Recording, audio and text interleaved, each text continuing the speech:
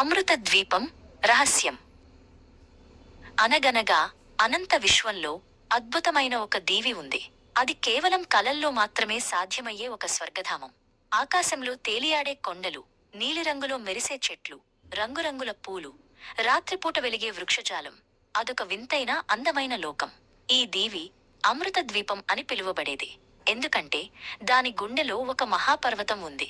అది కోట్లాది సంవత్సరాలకు సరిపడా శక్తిని ఉత్పత్తి చేయగలదు. కాని ఈ ద్వీపం ఒక రహస్యాన్ని దాచుకుంది. దాని వాతావరణం బయటి ప్రపంచం నుండి వచ్చే మానవులకు ప్రాణాంతకం. అక్కడ ఆక్సిజన్ చాలా తక్కువ, బయటివారికి ఊపిరి ఆడదు. అయినా ఈ దీవికి రక్షకులున్నారు. 10 అడుగుల ఎత్తు, నీలిరంగు చర్మం గల అమృతవాసులు. వారికి బయటి ఆక్సిజన్తో పనిలేదు. వారి శరీరాలు ఈ ద్వీపం వాతావరణానికి అలవాటు పడ్డాయి. దూరపు లోకం నుండి శక్తి కోసం ఆరాటపడే మానవులు ఈ అమృత ద్వీపం గురించి విన్నారు. ఎనర్జీ కార్పొరేషన్ అనే ఒక పెద్ద సంస్థ ఈ పర్వతం నుండి వచ్చే అనంతమైన శక్తిని సొంతం చేసుకోవాలని కలలు కంది. వారి నాయకుడు డాక్టర్ ఎలియాస్ ఒక తెలివైన శాస్త్రవేత్త ఈ దీవి రహస్యాన్ని ఛేదించడానికి దృఢ నిశ్చయంతో ఉన్నాడు. డాక్టర్ ఎలియాస్ బృందం తమ మొదటి ప్రయత్నంలోనే విఫలమయ్యారు. వారి సాధారణ ఆక్సిజన్ ట్యాంకులు ద్వీపం యొక్క ప్రత్యేక వాతావరణానికి సరిపోలేదు. కొందరు ప్రాణాలు కోల్పోయారు. కాని ఎలియాస్ వదులుకోలేదు. అతను ప్రత్యేకంగా రూపొందించిన జీవన సూట్లు, బయోసూట్స్ తయారు చేయించాడు. ఇవి ద్వీపం యొక్క వాతావరణాన్ని అనుకరించగలవు. కొత్త సూట్లతో ఎలియాస్ బృందం మళ్లీ ద్వీపంలోకి ప్రవేశించింది. ఈసారి వారు జాగ్రత్తగా అడుగులు వేశారు. లోపలికి వెళ్లే కొద్దీ ద్వీపం యొక్క అద్భుతమైన అందం వారిని ఆశ్చర్యపరిచింది. కాని ఈ అందం వెనుక ప్రమాదం పొంచి ఉందని వారికి తెలుసు. వారు పర్వతం వైపు వెళుతుండగా అకస్మాత్తుగా ఒక పెద్ద నీలిరంగు నీటి ఏనుగు వారి మార్గాన్ని అడ్డగించింది.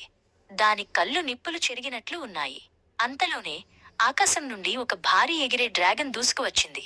దాని రెక్కలు గాలిని చీల్చుకుంటూ వచ్చాయి. అమృత ద్వీపం తన రక్షణను చూపడం ప్రారంభించింది. అమృతవాసులు కనిపించారు. వారి నాయకుడు శక్తివంతమైన అజూర్ తన తెగవారితో కలిసి మానవులను చుట్టుముట్టారు. అజూర్ కళ్లలో ద్వీపం పట్ల అపారమైన ప్రేమ మరియు దానిని కాపాడాలనే దృఢ సంకల్పం కనిపించాయి. మీరు ఇక్కడకు ఎందుకు వచ్చారు అని అజూర్ గంభీరంగా అడిగాడు.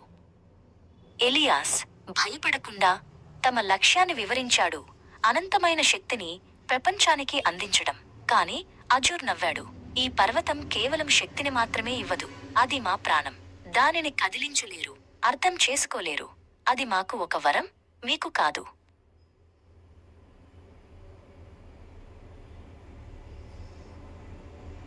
అజూర్ తన శక్తిని ప్రదర్శించాడు. పర్వతం నుండి ఒక నీలిరంగు కాంతి ప్రసరించింది. అది ద్వీపమంతటా వ్యాపించింది. వెలిగే పూలు మరింత ప్రకాశవంతంగా మారాయి. డ్రాగన్లు ఆకాశంలో నృత్యం చేశాయి. నీటి ఏనుగులు గంభీరంగా అరిచాయి. ఎలియాస్ బృందానికి అర్థమైంది, మైనస్ ఈ శక్తిని సొంతం చేసుకోవడం అసాధ్యం. ఇది కేవలం భౌతిక శక్తి కాదు, ఒక జీవశక్తి.